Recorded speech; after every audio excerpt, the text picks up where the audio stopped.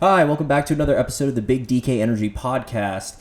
It's 10 p.m. and actually this hat is for Cobra Golfing, who is not sponsoring this episode. However, the guy who's across from me is hailing all the way from Maryland. He played golf at the University of North Texas, after which he transferred to the University of Central Florida. And then ever since then, some skips and hurdles before he won 12 long drive events, was the world champion for long drive in both 19 and 21, unfortunately, with a gap in 2020 due to COVID, and has been absolutely hitting dingers and bombs down the range. And so, granted, of course, I wanted to make this intro very brief because he's going to tell you his whole story right now, but this guy is so freaking awesome. Please give him a like, a comment, and a subscribe on all of his channels. So without further ado, please help me in welcoming today's guest, Mr. Kyle Berkshire. Thanks for having me. I'm really glad we were able to get to do this. It's pretty cool to see you starting the podcast, and I'm excited to be on. I'm glad that you even came on, because it seems like for people to book you, it's like hundreds of dollars, and I'm just like, eek, I don't got any of that.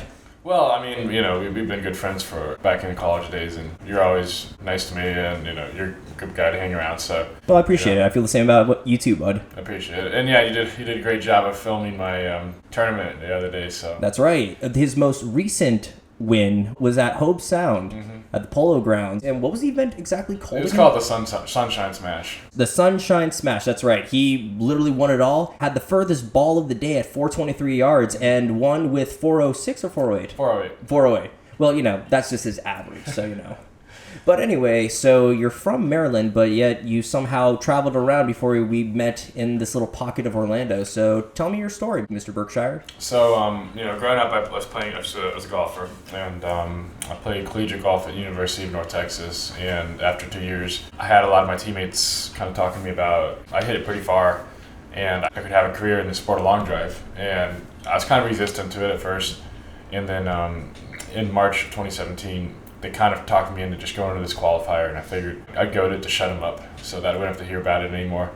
And I ended up winning the event after maybe like 2 weeks of training. And so that was kind of the genesis for me to say, all right, I'll give it a year, just kind of mess around with it. And my plan was still to go back to UNT, North Texas, for my junior year until about, I'd say, June of that summer, when I finished third in a tour stop and realized I would have won a nice chunk of change if I was, competing professionally. And so I wouldn't have been able to compete professionally as well as maintain my NCAA status to compete in my eligibility there. So I kind of made a decision in June that that was the direction I was going to go, pursue professional long drive, because I realized, I can compete at the highest level. And that's when the wheels started turning in my head. At the time, Golf Channel owned the sport, and I wanted exposure.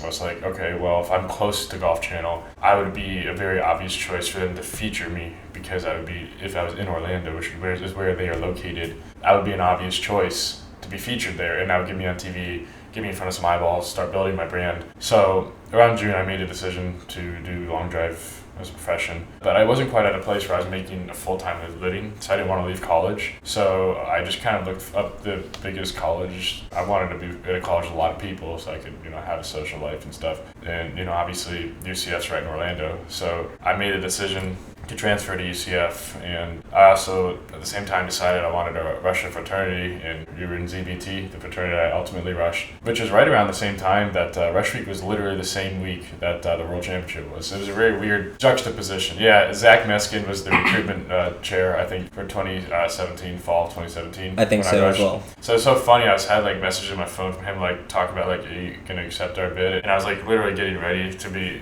on TV in the final 8. It was kind of a weird little juxtaposition of things, but it worked out really well. I ended up finishing third at the World Championship my rookie year, and came pretty close to winning it. And then rushed ZBT, and for the next 2 years I was in ZBT with you and probably 130 other guys, and pretty much just at school and long drive, progressing my way through the ranks. And then I would say December of 2018, I left UCF to go back up to Maryland, and I started working with my long drive coach, who you met the other day. I remember his name's Bobby Peterson, and he lives in North Carolina. And the drive I'm making up right now is the exact drive that I made in December 2018. Yeah, that's right, folks. This is a pit stop, and then from here he's driving all the way up to Maryland. Yeah. And the funny thing is, it's literally about this time at night. So I ended up driving up. So his place of training is not even 30 minutes off of I-95 in North Carolina on the way up to Maryland. So I stopped by there and on my way up because it was Christmas break. I left with the plans of going back to UCF. Oh, really? I really did. I left all my stuff there. I still haven't gotten my stuff. I'm pretty sure that one of my trophies is still in the fraternity house, to be honest. Oh my God, that's too funny. That's right, you lived in the house for a little bit. I literally lived in the house and just left and never came back. Dude, I'm surprised you're still alive after living there. That was the most fun experience I've ever had, honestly. It was a lot of fun living in that house. If I had to do over, I would definitely do it again. Nice. Well, luckily you got to do both at the same time. Yeah, worked out pretty good. But I made the drive up, and Bobby and I had been talking for a while because, it was at that time I was 5th in the world, but it was very apparent that I could be a lot better with the right training.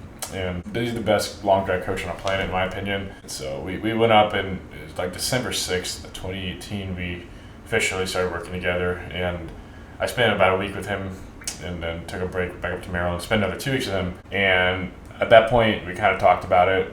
And I kind of made the decision then to do long drive full time. I felt like if I did it full time, I'd be able to make a career out of it. I just didn't see how I could be the best in the world at something if I was spending time doing other things besides that. I didn't see how I'd be able to bypass the guys I needed to bypass to get there. So I made a decision I was going to give it 1 year to start a full-time training with probably a 3-year time horizon before I would have to reevaluate. And so I left UCF in winter break of 2018 and never came back. I ended up staying at North Carolina with Bobby for like 4 months. Really? All I did was train. I did long drive training for about 6 to 8 hours a day. We would do about 2 sessions of 3 hours of 3-hour sessions a day of hitting, and 1 to 2 hours a day of studying film and tape after each session, discussing my swing path, my ball striking, my speeds, and we would even be like having a camera down the grid so I could see how the balls were landing and running out, so that I could develop a better landing angle, things like that. Interesting. So, I feel like I was probably the first person to truly do long drive. Like, when I mean full time, like there are full time long drivers, but like they'll hit at events where like you're at a charity event and they'll pay you to hit your drive for them and stuff like that. As groups come through, you raise money for charity that way. You get a cut of it. There are people who do like paid appearances and things like that, but there's never really been someone who trained only to make an income off of long drive earnings at tournaments. Oh, so literally you're like the first. Yeah, because at that time the sport was on Golf Channel and first place was like 30-40K, and I had sponsors where I had contracts that were heavily incentive laden. Like the incentives, bonus money for winning was significant. And so I figured, because keep in mind, I was 5th in the world. So I was still, even though I wasn't the best, I was definitely... You definitely had eyeballs on you like you wanted. Exactly. I still had contracts, but they were the kind of contracts where you get a little bit of money guaranteed, but like the big money was the incentive money. Huh, interesting. So I felt like I could definitely get that money if I got better and started winning a lot. So we went to work, and in that year I consistently got better. I opened up with a win, and then had a second place, and a third place. And then the floodgates kind of opened. I won my first tournament on TV at Rochester in New York. Nice. That was in July of 2019. That was the day I became world number 1. And then I won Tennessee Big Shots Tour Stop. And then I won the World Championship. And it was just kind of a crazy year. 5 wins and 9 stops. And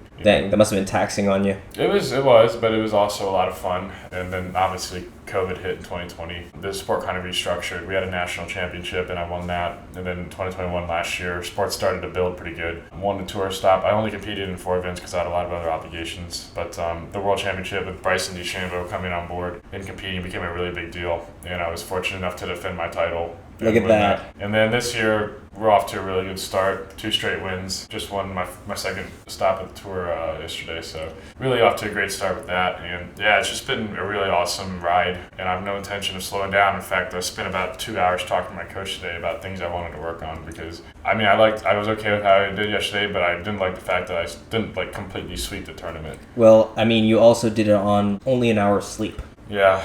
Literally, you told me to get there at 9:30, and so I thought, I was like, holy crap, I'm going to be late. And as soon as I knocked on your door, your dad answered. He's like, hey, he's sleeping on the couch. And I'm like, wait a minute, we have to be somewhere in an hour. And literally, you just passed out right there. Yeah.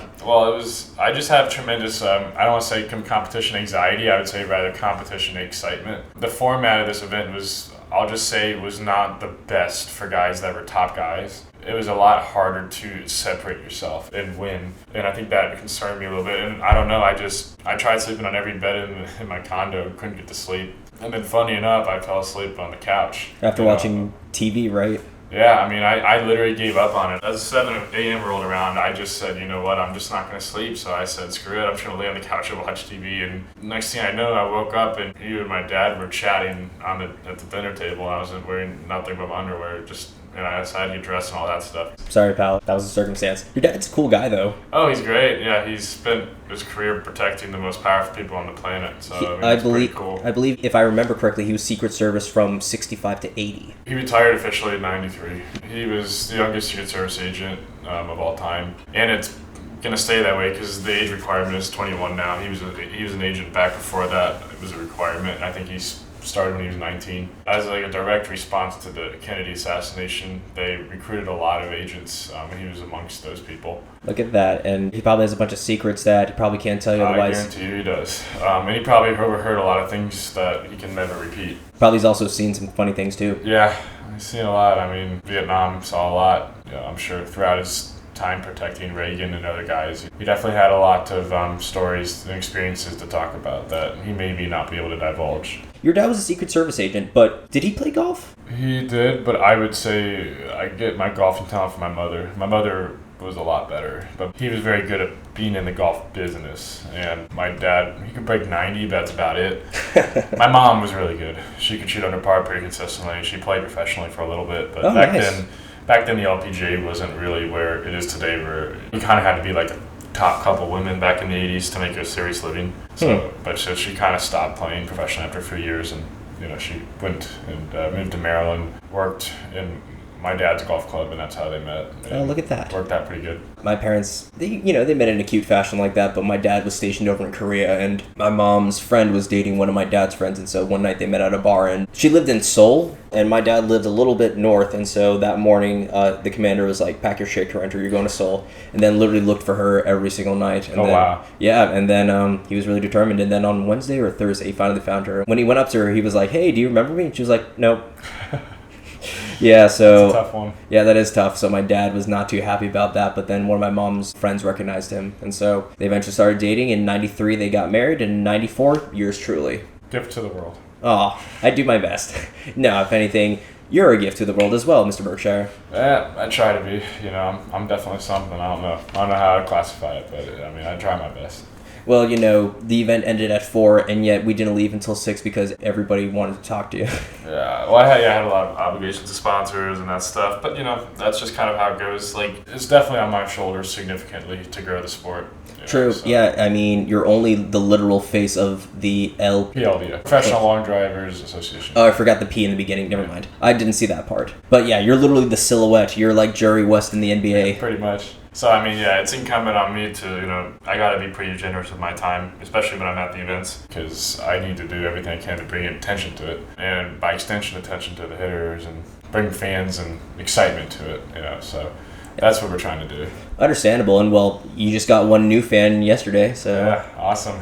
So it's growing +1, but I sped through this intro a little bit because, Kyle is trying to get out of here, but then another thing I totally forgot to mention is he is a world record holder. Yeah, I mean, it's not a Guinness Book of Records, but it is a record. Like, they didn't happen to be there. Like, the funny thing about Guinness Book of Records, as they stated, the current ball speed record is 217 miles an hour, but just for example, yesterday, I would say... Wasn't that your average? My average yesterday ball speed across all the sets was probably like 222, 223. And to be honest, there were hundreds of golf balls yesterday hit faster than 217. But because they weren't present, they don't acknowledge it. However, I can tell you that the current world record is 234.4 miles an hour, which I did, I want to say, back in February, something like that. Might have been January, like 2 months ago, down in West Palm, which was a lot of fun. That took a lot out of me. I had to spend like 3 or 4 days recovering because, it really... Was it the humidity? No, it was inside. Really? Yeah, but, I hit like 400 balls, and I was swinging 156 miles an hour. How was your shoulder feeling after that? Oh, I felt all right. It wasn't like I was hurt. I just needed 3 or 4 days to psychologically recover. It took a lot more out of me, psychologically than physically, to be honest with you. The toughest part was just getting my heart rate up to that level and holding it. I'll tell it to you like this. I weighed 209 when I went into that shop, and I was just curious because I knew I sweated a lot and really taken a lot out of myself. I came back after that, and after those 4 hours of hitting, weighed myself. I weighed 201, so I lost 8 pounds in 4 hours, and that was all water. Water sweat. From sweating and from breathing heavily. I bet your Fitbit must have loved you after that. Yeah, I mean it was my heart rate redlined at 211. Oh. And I try to space those things out really, really sparingly because it's not worth that. But it's fun to do. See, it's funny you mentioned that because I remember when I was filming you yesterday, you mentioned something about energy management. Yes. I've literally never heard of that. Well, yesterday was very unique because I basically started off in a significant hole because I got basically 0 hours of sleep. And as I'm sure you know, sleep deprivation is not a very good thing for athletic performance, especially at an extreme level. And so what I knew is I would have a significant energy deficit compared to everybody else. The one thing I had going in my favor, though, is I can generate sufficient speed to advance with less energy needed than anybody else as well. So I knew if I could keep my speeds a little lower than they normally are, but fast enough to get enough points to advance and just kind of skim that line as close as I could while using as little energy as possible,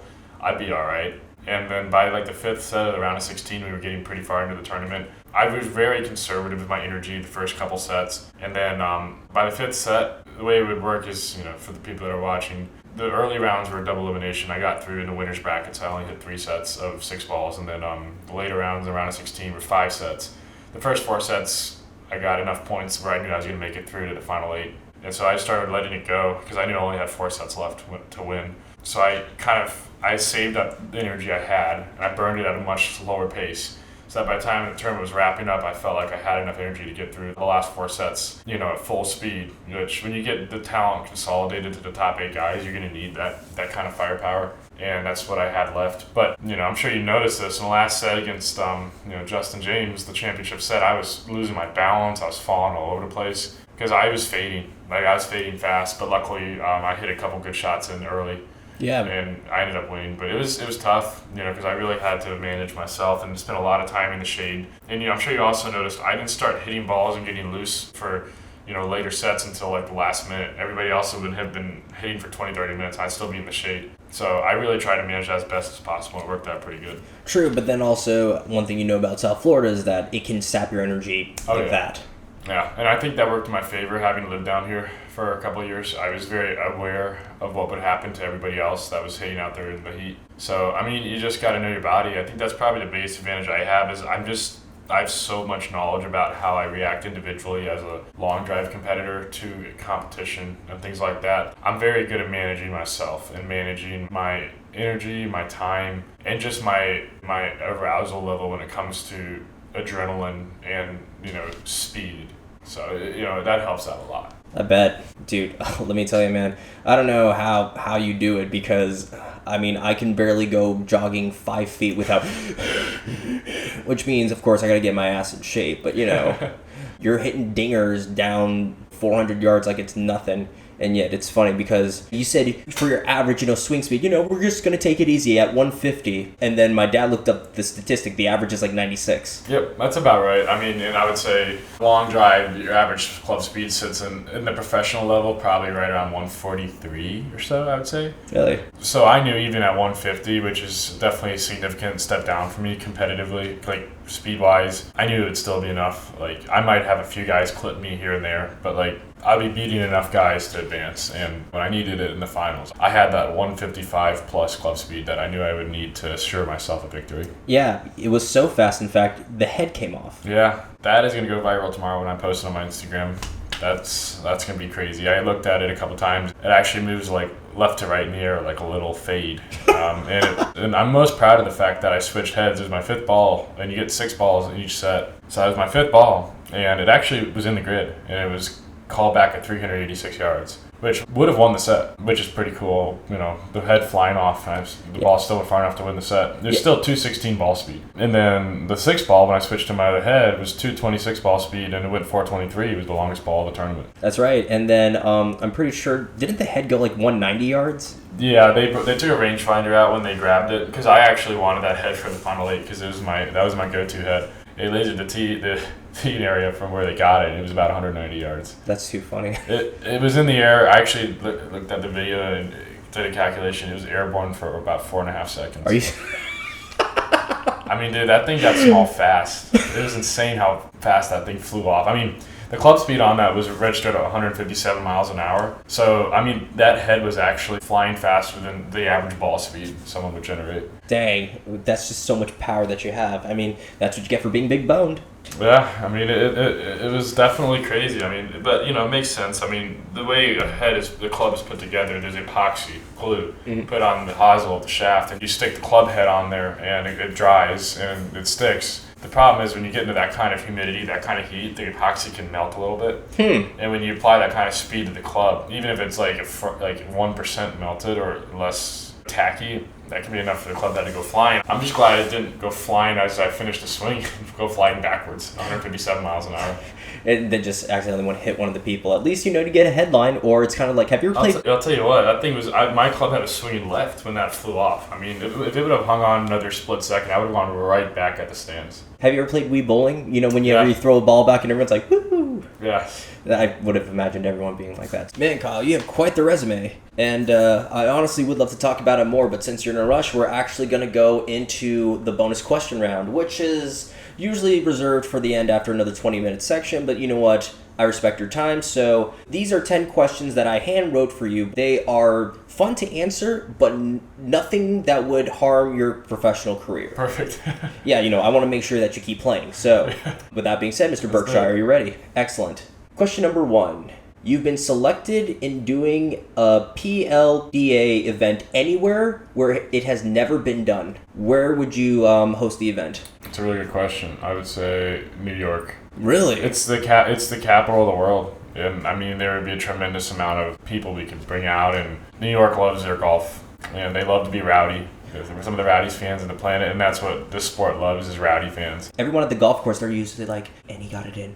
They are. But New York is notorious for being a lot more loud. And well, I know that for a fact. And that's what I love about it, is in long drive, fans, you saw this yesterday, are much louder. I know, I appreciate it. I love it when someone screams in my backswing, when someone yells crazy stuff. It just, I feed off of it. And that's I think why I do so well in the sport, is like a lot of people don't rise to that kind of occasion, but I love it. I live for it. Oh, dude, even when you yell after you know you've hit a really good ball, I'm like, dang, I can see the passion, man. And then I honestly got a few shots of the crowd, you know, yelling, "Let's go, Kyle!" There's just nothing like when you put everything you have into it and you hit it perfect and you see the ball just kind of scream off the club face going down the middle of the grid. It's just an incredible feeling. Absolutely. Now that I think about it, I will totally pay my own plane ticket if I can get a shot of you doing a long drive thing off the Burj Khalifa in Dubai. Hey, we can do it. I might be able to make that happen. Yeah, I'm not even kidding. We'll talk then. Number 2. You're playing 18 holes with 3 of your favorite golfers ever. Who are they, and what do you guys do afterwards to hang out? I would say the first one would definitely be Tiger Woods. I'd probably say Bryson DeChambeau would be in that group, and then tough third one, probably Phil Mickelson. And I mean, we'd probably, you know, this is gonna sound super nerdy, but afterwards we would just sit and talk about like theories about golf and how to hit the ball further and like how to play well, you know, when you get older and you have your talent, your skill set age well, those kinds of things. Like, I'm that guy, like, I just want to be, I'm obsessed with being the best I can be at my craft, whatever it may be. And that's why I like guys like Phil and Tiger and Bryson. They have that same obsession. And I know they were in that situation. They would absolutely love to do that too, instead of, you know, maybe go out for a drink or something. Because you can't get to the best in the world at something without being obsessed to it to the point of almost, I don't want to say a negative, but it becomes an obsession to the exclusion of everything else. And that's kind of what I hope people realize, is that to become the best in the world at something, you kind of have to be obsessed with it on an almost unhealthy level, to be honest with you. You know, you literally have to live and breathe for it to become the best. Not that I've ever done it, but I'm not surprised because, I mean, your accolades speak for itself. You're the world champion for the past, you know, technically 3 years, because in 2020, even though they didn't have anything, they had some kind of championship and you won that. And so, I was honestly, my ultimate goal is to win the most world titles. Currently the number's at 5. I have 5 Open Division World titles with a Senior Division title held by Jason Zubak. I actually just talked to him for like an hour and a half on the way up here. He's probably one of, like, I look up to him a lot, and he's been very kind with his time to talk to me and stuff. Just as you are with here? Hey, I try to, you know, do that as well as he does. So, But no, I mean, yeah, that was tough because I don't know if I really feel like I had a really good chance of winning the title in 2020 if we had a world championship. It really would have been nice to have 3 under the belt instead of 2. But I mean, I think having 2 under my belt by the age of 25 is a good start. But I would like to have 10 or more. You know? Oh yeah, don't worry. You're gonna totally pull Brady and just win them all. Question number 3. You've gotten your dream non-golf sponsor. Who would you want it to be? I would say Head and Shoulders or any kind of shampoo company. I think that's probably the most fitting thing I could possibly have. And then I'll throw in an extra one there, Monster energy drinks. Because your name is Kyle. Exactly. It's a match made in heaven. Do you know what would be really ironic if Nair sponsored you? Yeah. I mean, because I don't like being sponsored by companies I don't think make good products, and like I use Head and Shoulders all the time, and I literally consider caffeinated drinks to enhance my performance. Like it actually enhances my ability to create speed. So, I mean, they're both tremendous products that like I would absolutely endorse. All right, well, yeah, hopefully Head and Shoulders watch this and they're like, damn, he has a lion's mane of hair. Let's get him. So number 4, you and a celebrity team up to make a commercial for the Professional Long Drivers Association. Who is it, and which golf course are you shooting the commercial at? I've already done the commercial with the guy I got in my mind, Bryson DeChambeau. It's worked out pretty good like that. I would say if we had our pick, I would love to say Augusta National because I think, it's a really wide open course, a lot of history, and it's a great place to grow the game from. Awesome. Question number 5. What is your dream vacation and itinerary? That's a good question. I would say it's kind of a funny thing and a sad thing. I don't know because I haven't really even cared enough to take a vacation because I love what I do so much. But I would say if I had to give you an answer, probably Ocean City. I went there all the time as a kid, and I would definitely just go back there. Because I mean, to be honest, and this is why I consider myself to be in a very blessed place in my life. Because I never really have an interest in taking vacations because to me, my job is a vacation. I feel like a kid every time. This is what I did as a kid is hit golf balls. So now, I feel like I'm just doing it, but I'm making money for it. For real, I mean, you've been to Florida. I mean, you were just out in Mesquite, Nevada. I'm everywhere. But if I had to give you an answer, I would say Ocean City, and I would love to just rehash the vacations I had as a kid, with the family and just having fun and, walk around the boardwalk, get in the ocean, all that good stuff. Sounds like a great time. I could honestly use one of those. Number 6, if you were at an MMA event and saw any 2 people fighting, like they don't have to be actual fighters, who would you like to see square up? That's a tough one. I would say Kimbo Slice and Chuck Liddell. I feel like that would be a cool matchup. Just bring them back in like a portal. It's just like, holy hell, what? That would be cool. I think they would have quite a match. God, there'd be so much blood. I'm all for it.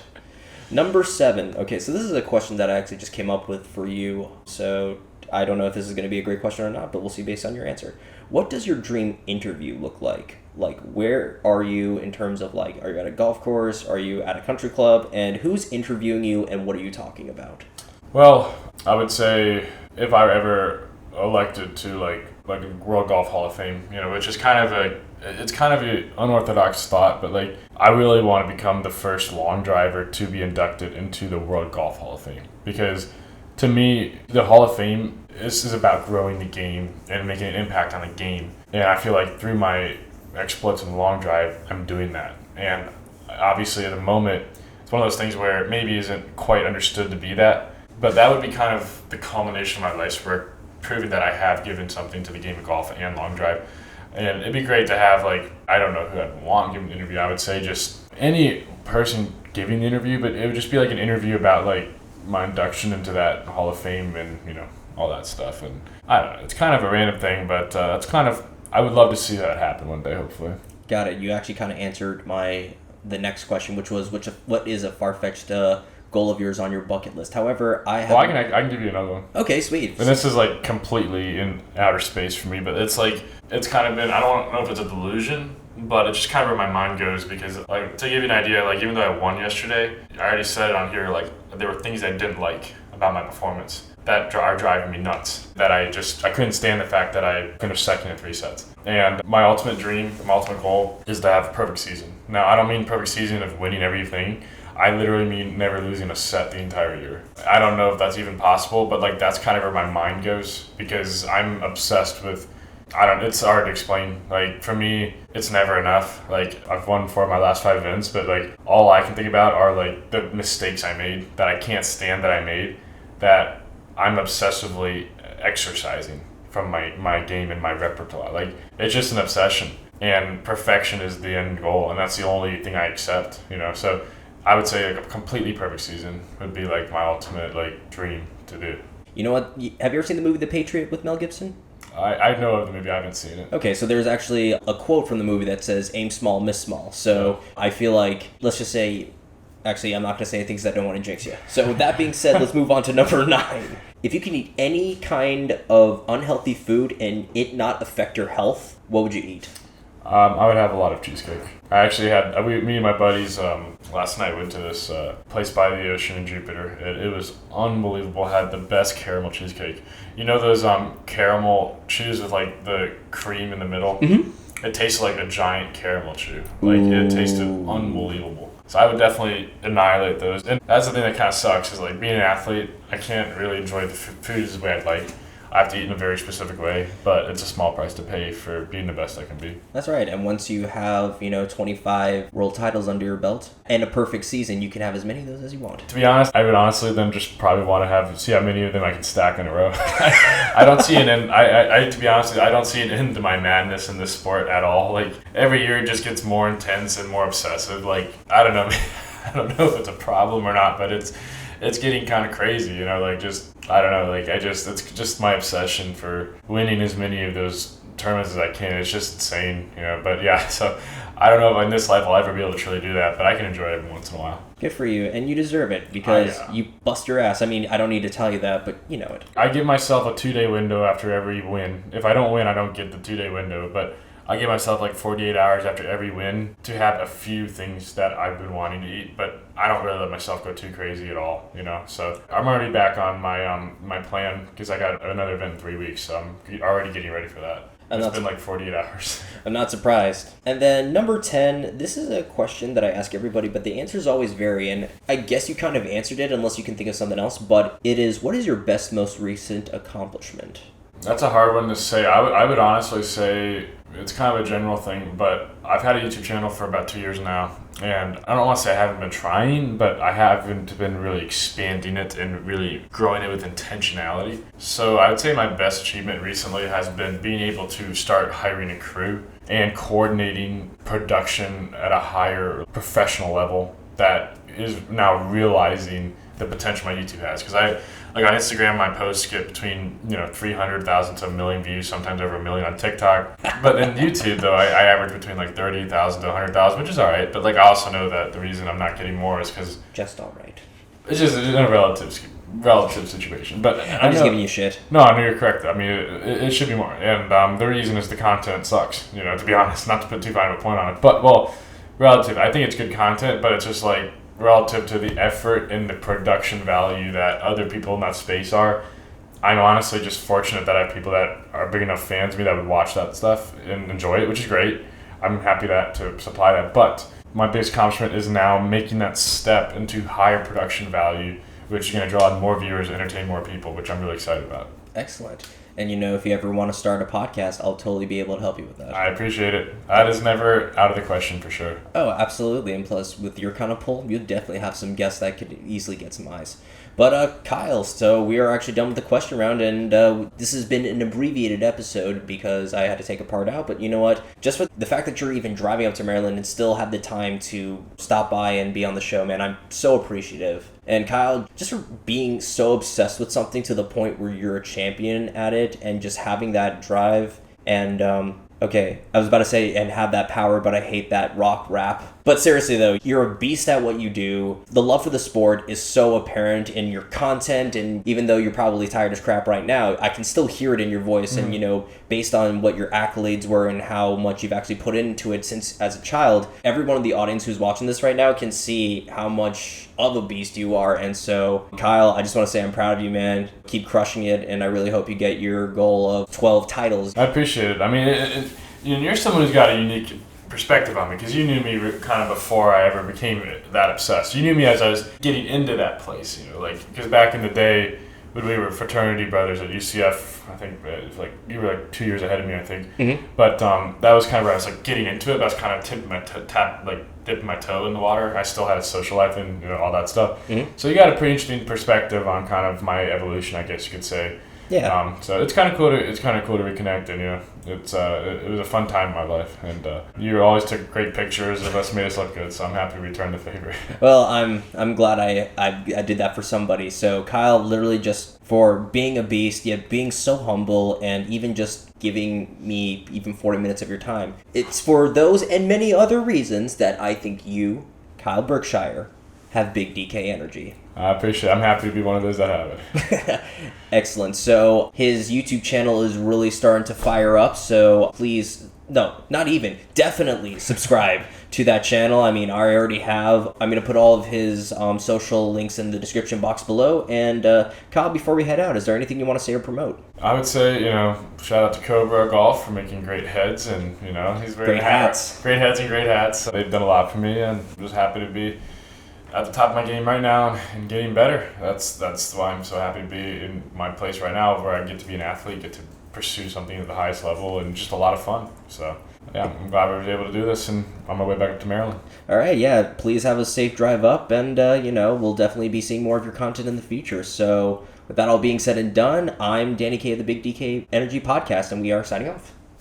Peace.